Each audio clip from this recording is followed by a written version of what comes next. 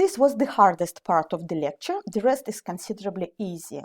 We also need to cover other types of elasticity. We've covered price elasticity of demand, because price, of course, affects quantity demanded, but there are some other factors which can affect the quantity consumers are willing to purchase. And the first factor is income. So we can calculate income elasticity of demand. The whole idea is absolutely the same. Income elasticity of demand measures sensitivity or responsiveness of quantity demanded to changes in income. It shows how quantity demanded in percentage terms changes due to income in percentage terms. Or you can use similar versions of the formula where you use proportionate changes instead. The formula is the same. The only difference here is your denominator. You used to have change in price previously here in the denominator. Now you have change in income. Basically, the rest is absolutely the same. So you only replace the denominator. For example, holidays and some recreational activities, some luxury products are likely to have high income elasticity, while demand for toothpaste will have very low income elasticity. You are unlikely to save on toothpaste simply because you are on lower income. When you are a student, you don't earn a lot, you are on a very low budget, you are unlikely to save on toothpaste. You're likely to buy more or less the same amount of toothpaste, whether you are a student not earning anything or whether you are a very rich executive with your own business who earns $1 million. You are not likely to start buying suddenly more toothpaste simply because you become richer, because your income increases. Well, you are considerably much more likely to spend more on holidays and other luxuries when your income goes up.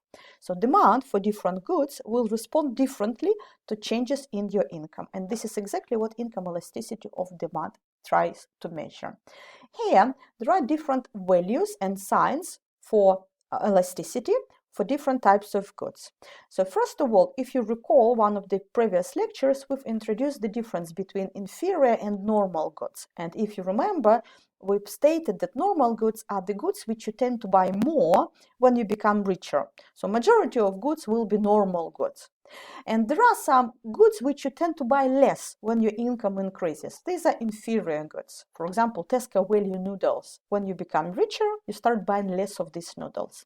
So basically, the difference between normal and inferior goods will affect the sign of your income elasticity coefficient. For normal goods, income elasticity will be positive, right? So income elasticity will be greater than 0, because when your income goes up, quantity will go up as well. So numerator and denominator will move in the same direction. If you have a plus here, you will have a plus here as well, and the whole ratio will be positive.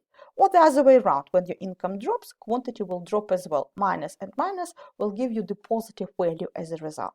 So for normal goods, income elasticity will be positive, while for inferior goods, income elasticity will be negative, because it implies that when your income goes up, quantity purchased will drop by definition. So income elasticity will be negative. And the value, the actual size of elasticity coefficient will vary depending on what type of normal good we are talking about. If we're talking about basic necessities, they're likely to be not very sensitive to changes in income. So demand will be income inelastic.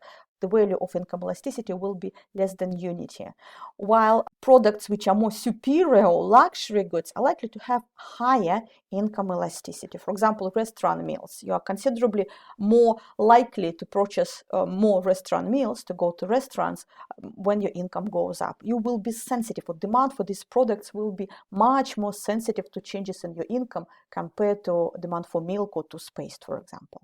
Hope this is quite easy to understand.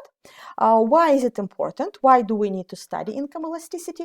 Because it helps us to predict how our sales and our revenue will change in different stages of the business cycle.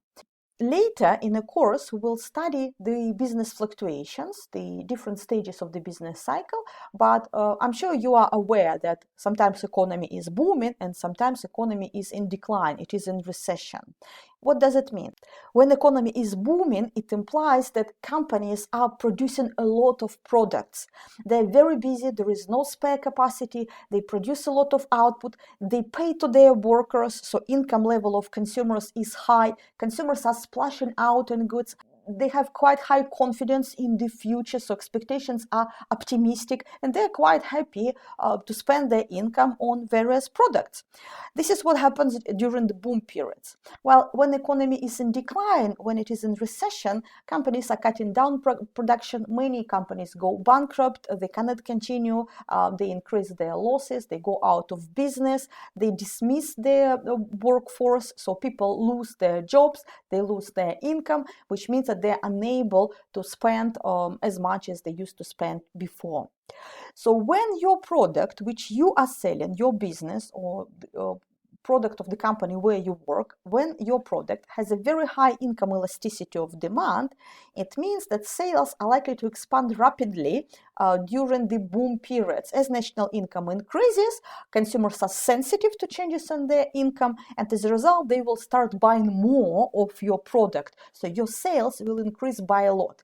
But similarly, they will also fall significantly if economy will move into recession. If consumers start losing their income, your sales are sensitive to their income, and as a result, your sales will decline considerably. Your company will be subject to these dramatic fluctuations in sales depending on the stage of the business cycle. While if you are producing a basic necessity with very low income elasticity of demand, it means that your sales won't decline that much. Even if economy is suffering, even if everyone is losing their jobs, they are not likely to start buying less of your product because they're not sensitive. Demand for your product is not sensitive to changes in income. For example, if you sell milk or bread, people are not likely to start buying considerably less milk or bread because they've lost their jobs, because they still need to feed their families. But on another hand, unfortunately, when you are protected from this downward decline, downward pressure on your sales during recessions, you're also unlikely to benefit from expansionary stage of the business cycle, because consumers are also unlikely to start buying more milk simply because their income increased. They only need, let's say, 2 pints of milk per week, and this is what they're going to buy. They are likely to start buying some other products rather than yours. So this will help you to predict your sales and your optimal production level depending on the stage of the business cycle. So that is why information on price and income elasticity is important for business decisions. And the final type of elasticity of demand, which you also need to be aware of, is cross-elasticity of demand. The whole idea is absolutely the same. The structure of the formula is absolutely the same. Cross-elasticity of demand measures sensitivity of our demand. It shows how quantity demanded will change due to change in prices for other goods, substitutes or complements. Previously, we used to have change in quantity of our good divided by change in price for our good. Now, we are measuring how quantity demanded for our product will change due to change in price for other goods. So we are having a different price here. Cross-elasticity of demand, sensitivity of demand to prices in some other product, substitutes or complements, which are related to the product which we are selling. And the rest of the formula is absolutely the same. And again, you can interpret the value of elasticity differently. There will be several questions in the exam which will ask you to determine what type of product we are talking about depending on the sign and value of elasticity. For example, if the value of elasticity is negative, if you have a coefficient -3, for example, this means that we are talking about complementary products. For example, car and petrol. Let me explain. Cross-elasticity. Cross-elasticity. It shows how quantity of good X will change due to change in price of good Y in percentage terms. So we are talking about complements, complementary products, complements. For example, car and petrol. Let's imagine that price of cars goes up. Cars become more expensive. This is likely to reduce quantity of cars which consumers are willing to purchase. If consumers are buying less cars, it implies that quantity or amount of petrol which consumers are buying is likely to drop as well. People are using less cars, therefore they don't need as much petrol as before. So if we plug these values into our formula, let's talk about cross-elasticity of petrol, for example. Quantity of petrol will drop, due to increase in the price of cars. Quantity of product X, petrol, will change due to change in price of Y, cars. So we will have a minus here and plus at the denominator, and as a result our fraction will be negative. So the value of cross price elasticity will be negative, and this is what we have in this table. For complementary products, cross price elasticity will be negative, while for substitutes the value of cross price elasticity will be positive. And here we're considering two types of apples, Golden Delicious and Gala apples, two different varieties of apples. Let's have a look. How will it work? So if we talk about substitutes, for example, Gala apples, one variety, and Golden Delicious apples. Let's imagine that price of Gala apples goes up. This means that quantity demanded of this particular variety will drop because it's more expensive, and due to this, quantity of Golden Delicious apples will go up. In other words, consumers are switching away from Gala to Golden Delicious apples. When one particular variety, one brand of a product becomes more expensive, consumers are switching to another product. So if we plug these values into formula for cross price elasticity, what we will have? Let's calculate elasticity for Golden Delicious apples, for example. Golden Delicious. It will measure how quantity of Golden Delicious apples will change due to change in price for Gala apples. Our Golden Delicious apples will be more popular, quantity will increase when price of Gala apples increases as well. So we have plus and plus. In other words, the whole fraction, the whole value will be positive. And this is exactly what we have in our table. For substitutes, cross price elasticity is going to be positive. And unrelated products will have zero elasticity. For example, oranges and cars. Demand for cars will not depend on price of oranges, and the other way around. Quantity of oranges purchased, demanded by consumers, will not depend on the price of cars. So as a result, cross price elasticity will be zero. So this is what you need to know. There will be questions based on these ideas. So please make sure that you understand how to interpret the signs for elasticity. These are relatively simple questions in your exam.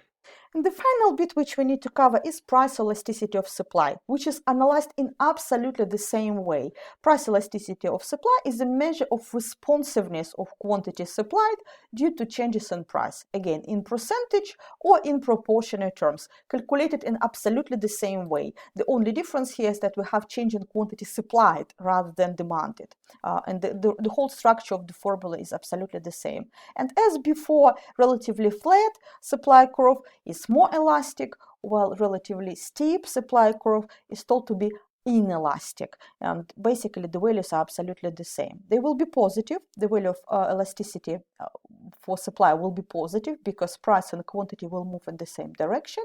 When elasticity is greater than unity, it is said to be elastic. When it varies from 0 to unity, when it's less than unity, it's inelastic. This is all you need to know from this particular lecture. Please make sure that you do your reading. So I've provided the chapters from all possible editions you can find. So you have an ebook link available on the Moodle for 10th edition, which is the main edition we are using. But if you are using all the editions, 8th or 9th edition, the pages are given here. This is all you needed to know. Another compulsory task, apart from reading, for everyone would be to do exercises. Topic on elasticity in your exercise workbooks. Please make sure that you attempt all of these exercises before you come to the seminar next week. If you open the presentation, you will see quite a lot of hidden slides. You don't need to go through this. This material is entirely optional. Economic students can have a look at this, but this won't be examined, so you don't need to go through this material unless you really want to. That's it for today. Thank you very much for joining me, and I'll see you again next week. Bye-bye.